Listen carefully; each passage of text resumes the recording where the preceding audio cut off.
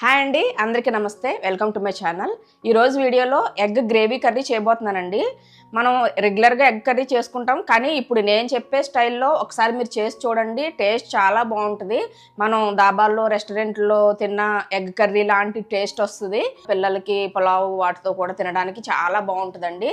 ఎలా చేయాలో చూపిస్తాను. ఈ ఎగ్ కర్రీ కోసం నేను ఒక 6 గుడ్లని ఇలాగ ఉడికించి తీసుకున్నానండి, పొట్టు తీసేసి.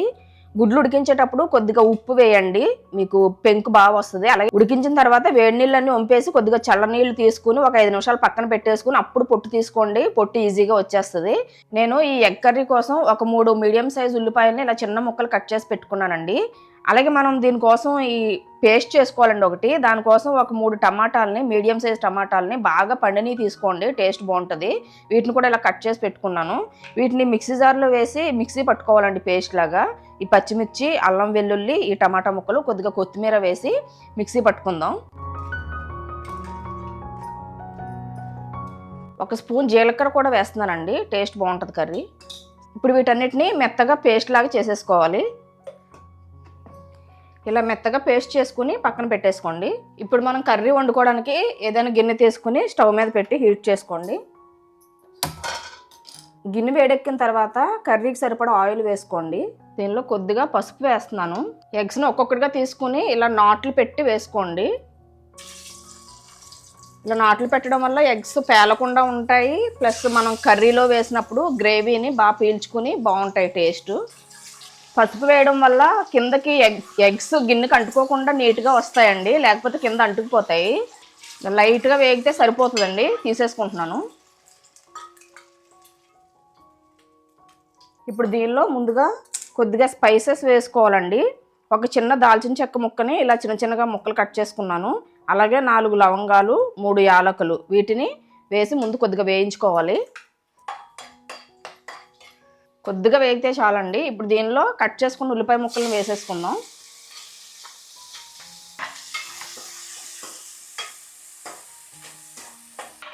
ఈ ఉల్లిపాయ ముక్కల్లో ఒక స్పూను ఉప్పు వేస్తున్నానండి. ఉప్పు వేయడం వల్ల తొందరగా మగ్గుతాయి ఉల్లిపాయ ముక్కలు.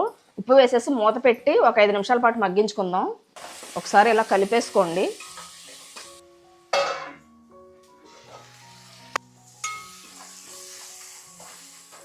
ఒక 2 నిమిషాల తర్వాత మూత తీసి ఒకసారి కలుపుకొని మళ్ళీ మూత పెట్టేసుకుని ఇంకో 2 నిమిషాల పాటు వేయించుకోవాలి ఆనియన్స్ని.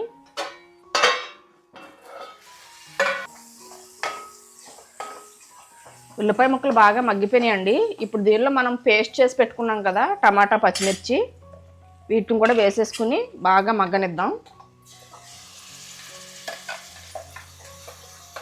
ఇలా పేస్ట్ అంతా వేసేసుకున్న తర్వాత దీన్ని మధ్య మధ్యలో కలుపుకుంటూ మూత పెట్టేసి ఆయిల్ అంతా పైకి తేలే వరకు ఉడికించుకోవాలండి.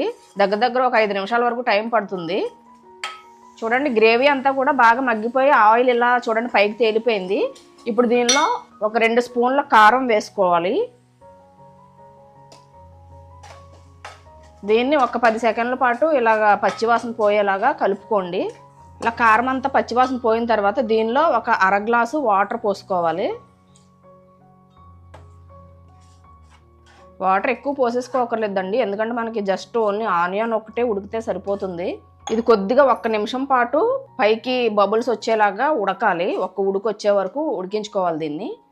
చూడండి, ఇలా ఉడుకుతూ ఉన్నప్పుడు కొద్దిగా ఒక చిన్న కప్పు కమ్మటి పెరుగు తీసుకొని వేసుకోండి.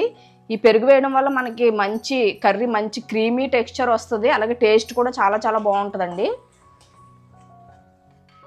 దీన్ని మరొక నిమిషం పాటు బాగా ఉడకనివ్వాలి. చూడండి, మనకి గ్రేవీ ఇలా చక్కగా ఉడుకుతూ ఉన్నప్పుడు దీనిలో ఒక స్పూను వేయించిన ధనియాల పొడి, ఒక స్పూన్ గరం మసాలా వేసుకొని ఒకసారి కలుపుకొని మళ్ళీ 1 నిమిషం పాటు ఉడికించుకోవాలి.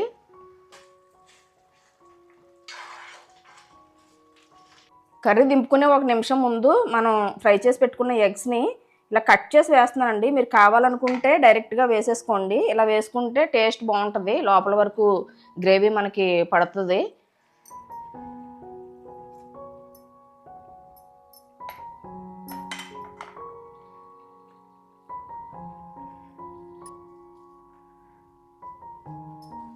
ఫైనల్గా దీనిలో కొద్దిగా తరిగిన కొత్తిమీర చల్లుకుంటే మనకి కర్రీ రెడీ అయిపోయినట్టు అండి.